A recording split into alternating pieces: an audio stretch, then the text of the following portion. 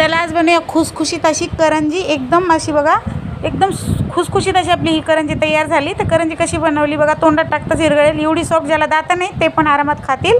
तर चला रेसिपीला सुरुवात करू। सर्वात पहिले तर आपण एक वाटी इथे खोबरं घेतले, सुकं खोबरं किसून घेतले बारीक। त्यानंतर याला 2-3 मिनटं छान असं भाजून घ्यायचं आहे। खोबरं भाजून झालं की काढून घेऊया।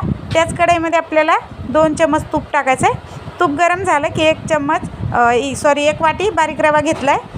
रवा आपल्याला 4-5 मिनटासाठी, म्हणजे बारीक गॅसवर भाजला तर 4-5 मिनटं लागतील, फास्ट गॅसवर भाजायचं नाही।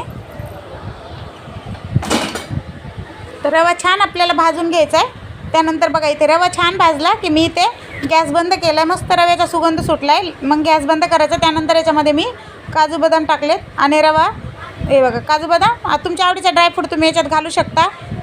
त्यानंतर आपण खोबरं पण टाकूया आणि रवा पूर्णपणे थंड झाल्यानंतरच आपल्याला याच्यात साखर टाकायची। तर मी 1 वाटी इथे पिठी साखर घेतली। गरम याच्यात टाकायचं नाही तर पाणी सुटेलेला बेटर आपलं सगळं खराब होईल। तर गोड तुम्ही तुमच्या आवडीप्रमाणे कमी जास्त करू शकता। त्यानंतर 1.5 वाटी इथे मैदा घेतला, चिमूटभर मीठ टाकायचं आहे, अर्धी वाटी रवा टाकायचा आहे, 2 चम्मच कडकडीत तेलाचं मोहन घालायचं आहे। हे व्यवस्थित मिक्स करून घ्यायचं आहे आणि थोडं थोडं पाणी टाकून याचं आपल्याला पीठ मळून घ्यायचं आहे। तर चपातीला मळतो असं नाही मळायचं, थोडंसं पातळ मळा, कळण्याचा रवा टाकला आहे आपण, तर थोड्या वेळाने हे घट्ट होईल। पीठ मळून झालं आपलं आणि त्यानंतर मी याला बघा अर्ध्या तासासाठी मुरं ठेवलं होतं, अर्धा तास झालं आहे। आता याला आपण थोडंसं 2-3 मिनटं छान मळून घेऊया। त्यानंतर याचे 2 भाग केलेत मी अर्धाले, एक भागाचं असं गोळा करून घ्यायच्या, बारीक बारीक याच्या गोळ्या बनवूया आपण तशा पद्धतीने। त्यानंतर एका भांड्यामध्ये काढून घ्यायचं अर्धं पीठ जे आहे आपलं ते एवढं बनवून झालं की त्यानंतर आपण त्या बाकीचं अर्धं ठेवायचं, ओला कपडा ठेवायचा आहे, झाकून ठेवायचं आहे म्हणजे कडक होणार नाही। त्यानंतर पोळपाट घेतले, याच्यावर एक लाटी घेऊन आपल्याला पातळ अशी याची पुरी जशी लाटतो तसं लाटून घ्यायचं आहे बघा, एकदम व्यवस्थित। त्यानंतर इकडे आपण करंजीचा साचा घेतला आहे, हा साचा बारीक आहे माझ्याकडं, तर याच्यात जास्त वेळ सारण बसणार नाही, 1 या 1.5 चम्मच बसेल।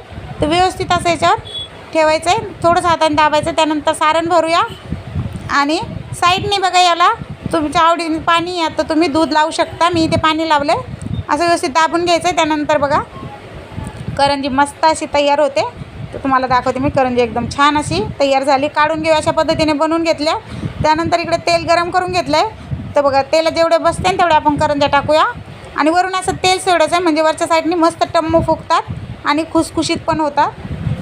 ते बघा आणि छान डार्क कलर आला की आपण काढून घेऊया। तर तयार झाल्या आपल्या खुसखुशीत अशा करंज्या। तर तुम्हाला ही रेसिपी आवडली का सांगा, लॉंग व्हिडिओ मी टाकलेला आहे, आवडली असेल तर एक लाईक नक्की करा। धन्यवाद।